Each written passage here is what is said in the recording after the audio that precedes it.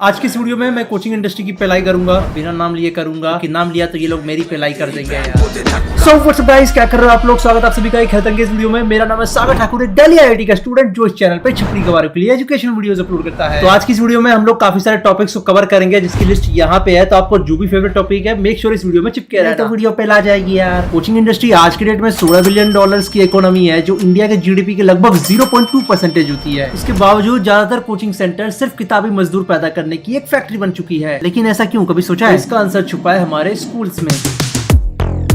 देखो, इंडिया में हर तरीके के स्कूल है, रिच क्लास से लेके मिडिल क्लास से लेके छपरी। जहाँ पे मिडिल क्लास और अमीर क्लास के बच्चे मार खाते हैं, वहीं छपरी क्लास के बच्चे मारते हैं। की जंग दे मैदान जितने। डेटा की बात की जाए, इंडिया में लगभग 14 लाख रजिस्टर्ड स्कूल है, इसमें से 10 लाख के करीब सरकारी स्कूल है। और अगर हम अमेरिकन गवर्नमेंट स्कूल को देखें तो यहाँ पे हमें सब कुछ देखने को मिलेगा। अच्छा इंफ्रास्ट्रक्चर, अच्छे टीचर्स, अच्छे रिसोर्सेज, अच्छी लड़कियां, जो तुम इमेजिन कर सकते हो ना, वो सब मिलेगा, वो भी। और वहीं इंडिया के सरकारी स्कूल में गरीबी, छपरी, टकला मैथ्स टीचर, इंग्लिश का टीचर जो वेरी गुड को वेरी गुड बोलता होगा, और लड़कियों के नाम पे कन्या विद्यालय। कुल मिलाकर इंडिया के आर्मी और केंद्रीय विद्यालय को छोड़ दे तो इंडिया के सारे सरकारी स्कूलों का बहुत बुरा हाल है। खैर, सरकारी स्कूलों का तो हाल बुरा है, लेकिन अगर प्राइवेट स्कूल की बात की जाए तो ये भी कुछ कम नहीं है। यहाँ आपको अच्छा एनवायरनमेंट, अच्छे टीचर्स, अच्छे क्लास के लोग, अच्छी लड़कियां, सब देखने को मिलेगा। फिर भी आज की डेट में ये ज्ञान का मंदिर तो नहीं बल्कि पैसे बनाने की मशीन बन चुकी है। देखो, अगर प्राइवेट स्कूल के अंदर हो तो आपको कई सारी सुविधाएं मिलेंगी। सबसे पहले 10th क्लास का अगर रिजल्ट आपका खराब आने भी वाला है वो आएगा नहीं। ज्यादातर प्राइवेट स्कूल सेटिंग करके रखते हैं ऑलरेडी जहाँ पे इनका सेंटर पड़ता है। दिल्ली में ही लगभग कई सारे प्राइवेट स्कूल्स होंगे जहाँ पे छपरी बच्चों के भी 10 CGPA आई होंगी, जबकि उनकी औकात 6 CGPA की भी नहीं होगी। मेरी औकात की बात मत करियो, मैं तो करोड़पति इंसान हूँ। लेकिन अब के स्कूल्स ज्ञान देने से ज्यादा मार्क्स कैसे लाए इस पे फोकस करते हैं। ये चीज काफी सारे टीचर्स को पता है, इसलिए जब वो स्कूल में पढ़ाते हैं तो एकदम बेकार तरीके से पढ़ाते हैं या फिर आलस से पढ़ाते हैं। लेकिन जैसे इनकी कोचिंग जाओगे, ये ऐसा पढ़ाएंगे जैसे माता सरस्वती ने सारा आशीर्वाद इन्हीं को दे दिया। तुम अगर किसी ऐसे टीचर को जानते हो ना जो इस तरीके की हरकत करता है, उनसे बस एक ही चीज कहना है आप।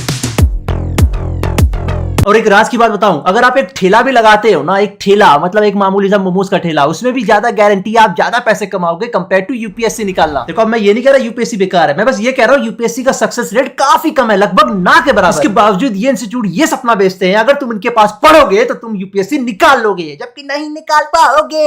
हलवा निकल जाएगा पर यूपीएससी नहीं निकलेगा रे। एक हाई लेवल कोचिंग इंस्टीट्यूट में इतने बच्चे ठूस दिए जाते हैं कि एक बड़े स्कूल में भी इतने बच्चे नहीं होंगे। और इन कोचिंग इंस्टीट्यूट में लगभग 1 या 2 में ही अच्छे टीचर्स मिलेंगे, बाकी के 15-20 बैच सिर्फ एवरेज टीचर से भरे पड़े। और स्टूडेंट्स को लगता है इस इंस्टीट्यूट का नाम काफी बड़ा है तो इसके टीचर्स भी काफी अच्छे होंगे और वो इस तरीके से आईआईटी क्लियर कर ही देंगे। बट अफसोस, सिर्फ 90% वाले बच्चे भी आईआईटी का एग्जाम दें तो भी 99% बच्चों का नहीं हो पाएगा।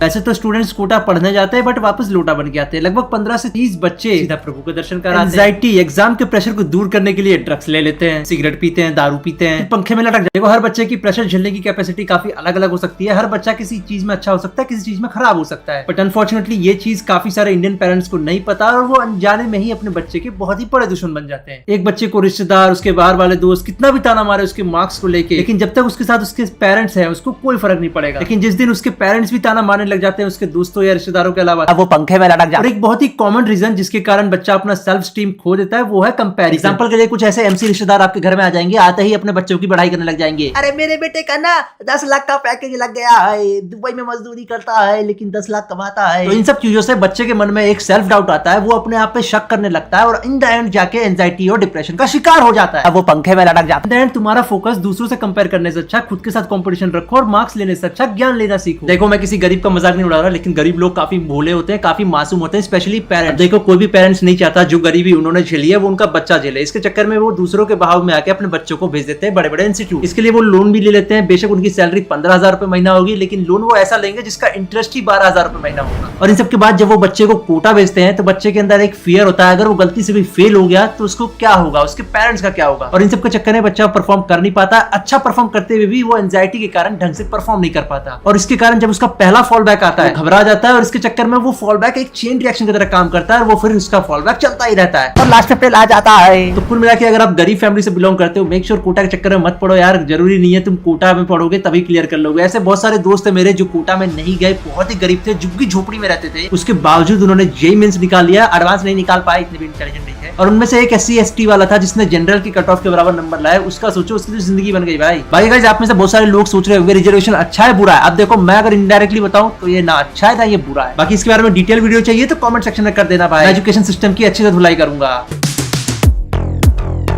देखो आज की डेट में 2024 चल रहा है और ऐसे कई सारे एग्जांपल है मेरे दोस्तों के जिनके पास डिग्री नहीं थी, वो कॉलेज ड्रॉप आउट थे, लेकिन अपने स्किल के दम पे उनको नौकरी मिल गई। और ये तभी पॉसिबल है जब आप ट्रेंड को फॉलो कर रहे हो, आपको पता है आसपास क्या चल रहा है, किस चीज को लेने से आपको नौकरी मिल सकती है, किस चीज को लेने से आपको नौकरी नहीं मिल सकती। और आज की डेट में इंटरनेट है। अब ये तो नहीं है कि आप एक हफ्ते में ही सब कुछ पता कर लोगे, तो थोड़ा टाइम दो रिसर्च करने में। 1 महीना 2 महीना जब तक आप कॉलेज कर रहे हो साथ के साथ वो भी ढूंढते रहो, पता करो आप क्या सीख सकते हो जिससे आपको एक्स्ट्रा पैसे मिल सकते हैं। अगर आप कॉलेज के साथ ये एक्स्ट्रा टाइम निकाल लोगे, जस्ट इन केस अगर आप कॉलेज में अच्छा परफॉर्म नहीं भी करते हो, आप अपने एक्स्ट्रा स्किल के दम पे कई अच्छी नौकरी ले जाओगे, छोकरी भी। और गाइज आज के डेट में जो एजुकेशन सिस्टम है वो बेशक घटिया है, लेकिन आज के डेट में हमारे पास इंटरनेट है, चैट जीपीटी है, AI है, मतलब बहुत कुछ है जहां से आप नई नई चीजें सीख सकते हो। चिंता मत कर, स्पॉन्सर नहीं है ध्रुव।